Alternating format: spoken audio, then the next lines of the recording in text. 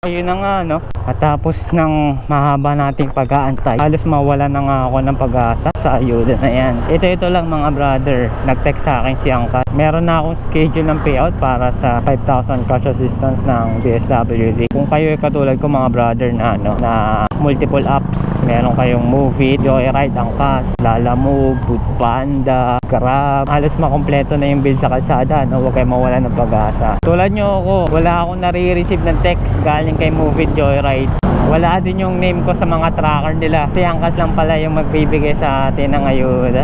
So doon ako nakalista. Kaya baka kayo din mga brother, antay-antay lang ng text. Baka si Angkas na din yung naglista sa inyo. I-share ko na lang din yung link ng tracker ni Angkas, no? Baka sakaling nandun yung pangalan nyo, i-search nyo na lang para lahat-lahat tayo happy. Pare-pareho lang naman tayo nagtatrabaho sa kalsada. Nararapat lang sana na walang maiiwan, no? Lahat sana mabigyan. So yun na lang mga brother, kita-kits tayo sa Sunday, no? Sa payout. Saan ba to? Alam ko sa Ermita yata to Manila.